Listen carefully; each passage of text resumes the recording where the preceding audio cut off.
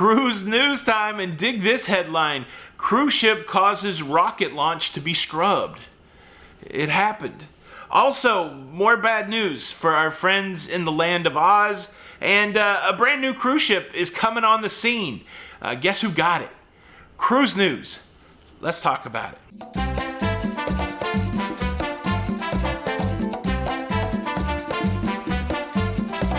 Hey, what's up everybody? Welcome back to Lido, Loca. I'm your host Tony, here with the latest cruise news updates. Welcome to the 31st of January.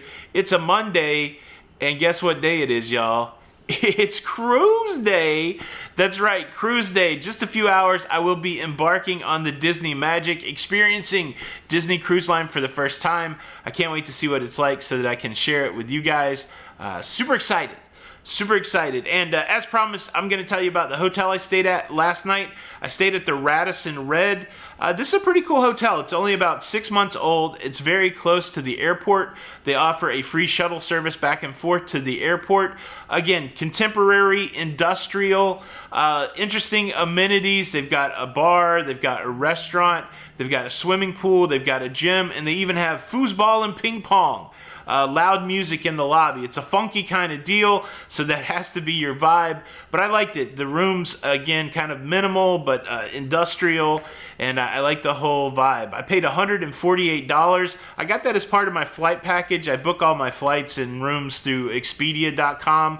Not really associated so much with ExpediaCruises.com, but just the old traditional website, Expedia.com. So I got it for $148. I will have to take a Uber over to the cruise port. I'm not sure what the shuttle situation is here, but I talked to some people that had just come off a cruise yesterday, and they said it's better to take the Uber. So I'm taking an Uber over in just a little bit. But yeah, I would recommend the hotel, especially if you can get it for $148. I feel like that's a good price here in Miami. Radisson Red. Have you stayed here? Did you like it? I saw some people in the comments identify it from the bathroom. This is the biggest toilet I've ever seen. I just want to say that. Can I say that? Because I'm getting ready to go experience a small toilet.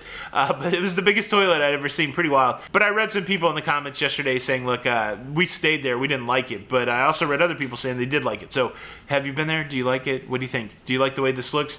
Is it too industrial? Leave a comment below. All right, let's jump into the cruise news. Cruise news story number 1, SpaceX. SpaceX is a rocket company founded by Elon Musk. And of course, they do launches from Kennedy Space Center there in Port Canaveral on the Space Coast.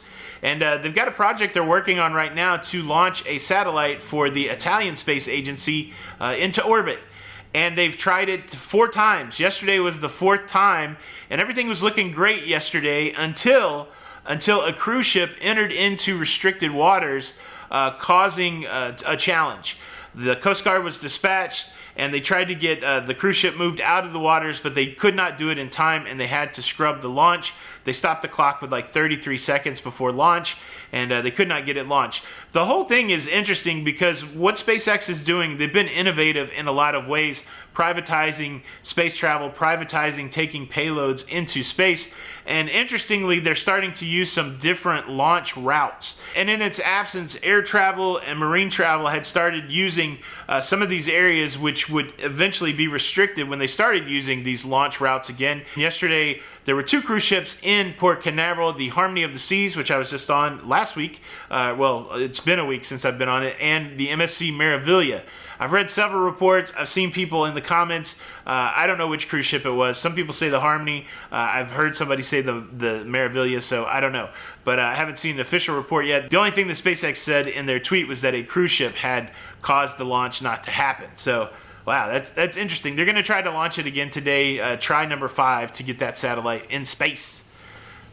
There you go. Cruise news story number 2 is a story we know all too well, and it's a bummer for sure for our friends in Australia. Cruising has not started back up in Australia. It seems like the date for cruising to resume in Australia continues to be pushed out, and as that date continues to be pushed out, or the circumstances there in Australia continues to look bleak, cruise lines continue to extend their date for when they will restart, and we have a couple moving dates for Carnival cruise ships. Specifically, the Carnival Spirit and the Carnival Splendor, they will now be restarting in June.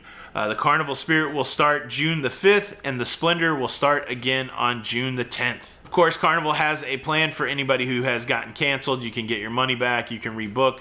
all of those things. So if you are impacted, make sure you reach out to Carnival and do what you need to do to protect your money. And I've got to ask, were you impacted? Is this another Australia cancellation for you?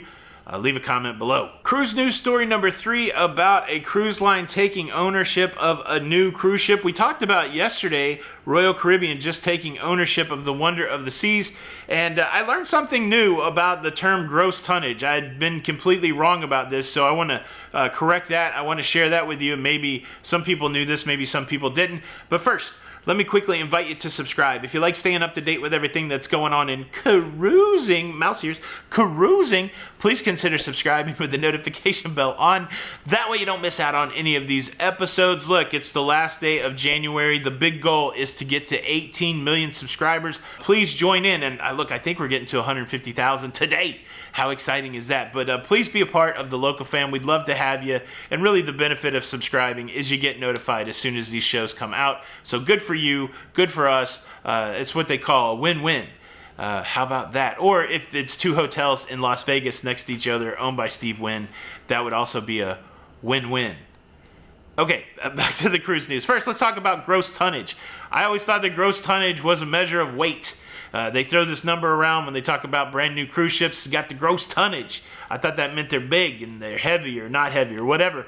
Gross tonnage actually talks about how much space is usable for earnings. When you hear these increased gross tonnage, it's really about earning potential on some level. If I'm understanding that right, I'm sure somebody out there can school me more on it. I got to get deeper into it. But the only thing I wanted to say is when you hear the term gross tons, don't think about weight. Think about something else. Cookies. No. Think about earning potential. I believe that's right. But I'll continue to dig deeper into that.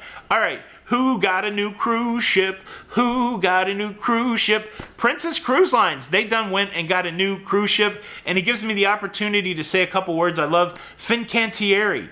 That's right. It's a cruise ship that came from the Fincantieri shipbuilding yard from Malfalcone. I think that's right. Malfalcone, Italy. And the ship we're talking about is the 3,600 passenger Discovery Princess. This is the last cruise ship in Princess's Royal class. Discovery Princess is joining the Royal, the Regal, the Sky, the Enchanted, and the Majestic Princess in that Royal class. And I'm excited because I will be on the Sky Princess in just a couple weeks. I can't wait to see what that is like. And yeah, Discovery Princess will be making her way over to the U.S. for sailings in 2022. And so, yeah, that's exciting. I tell you why I like these new ship ownership conversations. It's because it's a good signal for the cruise restart. It's a good signal to say that cruising continues to go forward, that we are not facing calamity because we still have new ships coming on board, new ships going into service, old ships that haven't been in service coming back into service. And so other than the few cruise ships like Crystal that are struggling, for the most part, the cruise lines continue to increase their capacity, continue to put more people on board, and continue to move forward with the cruise restart.